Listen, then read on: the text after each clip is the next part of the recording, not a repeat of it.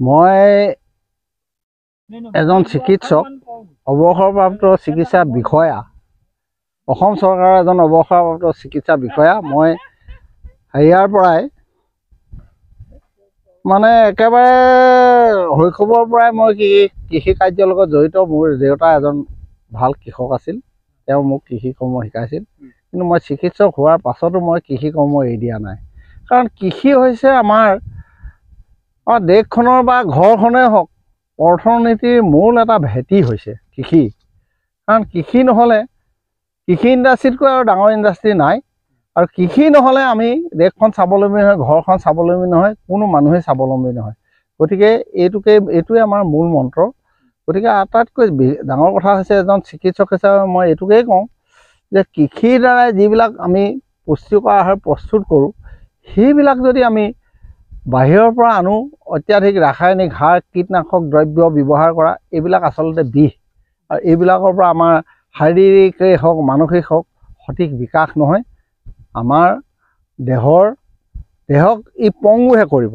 গতিকে মই এই মেছেজটো এইটো দিছোঁ যে মানুহে আমি শাক পাচলি হওক, ধান খেতি হওক, কি হওক, এইবিলাক খেতি কৰিব লাগে। খেতি কৰি পুষ্টিকৰ আহাৰ নিজেও খাওক, নিজৰ ল'ৰা ছোৱালীক খুৱাওক, নিজৰ নাতি নাতিনীক খুৱাওক, তেতিয়া দেশখন স্বাৱলম্বী হ'ব। এতিয়া কৈছে যে তিনিটা বিহু কৃষিভিত্তিক উৎসৱ। প্ৰতিটো বিহুৱে কৃষিভিত্তিক উৎসৱ। বহাগ বিহুটো মেইনলি কৃষিভিত্তিক উৎসৱ। আমি লাও খা, বেঙেনা খা, এইবিলাক কথা কৈ গৰুটোক পূজা কৰে, গৰু মাহ হালধি ঘঁহে, গৰুটোক মানে তুমি স্বাস্থ্যৱান হৈ থকা, মোৰ খেতি কৰিব লাগে। কিন্তু আজিকালি গৰুৰ দিনৰ আজি যান্ত্ৰিক যুগ। মই সেইকাৰণে মোৰ ট্ৰেক্টৰ আছে, পাৱাৰ টিলাৰ আছে। মই সেইকাৰণে মানে গৰু বিহুৰ দিনা মই এটা ফেচবুকত মই দিওঁ মেছেজ, বা মোৰ সতীৰ্থসকলক দিওঁ। মই কওঁ যে ডিজেল খা, মবিল খা, বছৰে বছৰে খেতি কৰি যা। যান্ত্ৰিক যুগ নাই গৰু, ট্ৰেক্টৰ বিহু পালন কৰোঁ। গতিকে এইটো পৰিৱৰ্তন আহিছে। এই পৰিৱৰ্তনৰ কাৰণ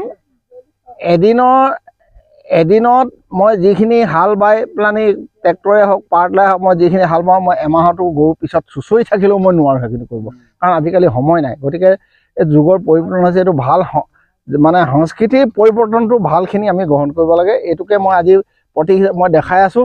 মোৰ ট্ৰেক্টৰ আছে, মোৰ পাৱাৰ টিলাৰ আছে, আজি মই হাল বাই খেতি কৰি দেখাই দিছোঁ। মই চিকিৎসক হ'লেও মই এইখিনিত পাৰ্গত। সমাজ সংস্কৃতি পৰিৱৰ্তন হ'বই, কিন্তু পৰিৱৰ্তনটোক আমি যোগাত্মকভাৱে গ্ৰহণ কৰিব লাগিব। গতিকে মোৰ এইখিনিকে ৰাইজলৈ আহ্বান, আমি এতিয়া ষ্টেজ গৈ নাচি ডেৰ মাহ দুমাহ নাচি পেলানি আমি এইটো দেশৰ প্ৰগতি নহয়।